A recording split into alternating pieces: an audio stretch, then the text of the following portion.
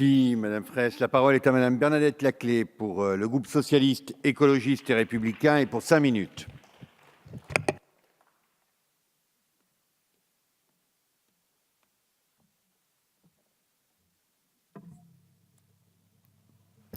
Monsieur le Président, Madame la Ministre, Monsieur le Ministre, Madame la Présidente de Commission, Madame la rapporteure, chers collègues, je ne vous surprendrai pas en vous disant que le groupe socialiste proposera d'adopter cette loi de financement de la sécurité sociale, cette dernière loi de financement de notre sécurité sociale du mandat qui marque bien la solidité de nos engagements et de notre action. De 2012 à 2017, la santé financière de nos régimes de protection sociale se sera très nettement améliorée au point d'être revenu quasiment à l'équilibre. En 2012, ce n'était qu'un vœu. Année après année, nous aurons su redonner de la solidité à notre sécurité sociale, notamment en luttant contre la fraude aux cotisations sociales, mais également contre la fraude issue des usagers. Mais il faut bien reconnaître que la première pénalise lourdement et durablement la pérennité de notre protection sociale.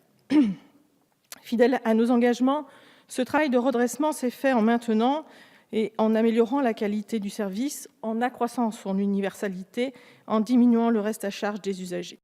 Nous avons donc eu une vision à la fois sociale et financière, les deux n'étant pas incompatibles. Ainsi, au travers de son article 39, ce PLFSS ouvre enfin une porte aux saisonniers et aux plus réactifs, de montagne, mais aussi d'ailleurs, et ouvre la porte de la fameuse caisse pivot qui évite à chaque contrat de migrer d'un régime social à l'autre, dépendant un mois de la MSA, puis du régime général, et parfois même en passant par la case RSI.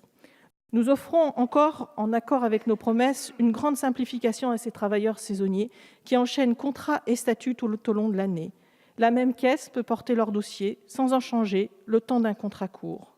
C'est un pas important pour les travailleurs des zones touristiques et une mesure économiquement efficace pour l'emploi dans ces régions. Dans le même esprit, l'extension de la retraite progressive aux salariés dépendant de plusieurs employeurs est une belle mesure d'équité sociale. Efficacité aussi économique et sociale dans notre article 10 de ce PLFSS. La problématique des stations d'altitude, mais aussi du bord de mer, et la mise en location de l'immense patrimoine de résidences secondaires édifiées ces dernières décennies. Depuis peu d'années, l'économie numérique ou collaborative est une nouvelle méthode de mise en relation entre clients et hébergeurs. Les plateformes concernées se développent de manière exponentielle. Nous devions en recadrer le fonctionnement pour que, là aussi, une certaine équité sociale et fiscale règne entre des acteurs économiques proposant des services équivalents, mais avec des statuts et des charges très différentes. Nos débats ont permis d'avancer, sans mettre à mal les formes anciennes de location. Je me réjouis que nous ayons su définir ensemble de nouvelles règles qui, sans entraver le développement de nouvelles activités économiques, permettent de les intégrer aussi dans le financement de notre protection sociale. Cela se fait aussi en permettant à ceux que l'on qualifie de professionnels de s'ouvrir de nouveaux droits, les cotisations n'étant pas versées à fonds perdus. Les situations de la montagne et des zones rurales sont aussi en filigrane de notre article 43 bis, qui traite des médecins remplaçants dans les zones en sous-densité médicale. Sans coercition, nous contribuons là encore à maintenir la présence médicale dans des zones rurales. C'est un signe d'efficacité, de solidarité et de pragmatisme. Solidarité aussi avec nos anciens. L'amélioration des comptes permet de diminuer, voire de supprimer les cotisations de CSG sur les plus faibles pensions. C'est un moyen de donner un peu de pouvoir d'achat à des retraités modestes. Solidarité aussi dans nos articles 18 et 49 avec l'accès aux médicaments et le fonds de financement innovation pharmaceutique.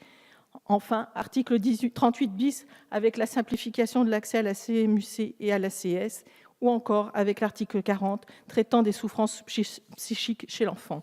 Pour toutes ces raisons, Madame la Ministre, Monsieur le Ministre, nous voterons ce PLFSS et vous remercions tous les deux de l'écoute qui a été la vôtre tout au long de ces débats pour faire progresser les idées que notre groupe a bien voulu contribuer à émettre pour faire avancer solidarité, équité et équilibre. Je vous remercie. Merci, Madame la députée Laclais.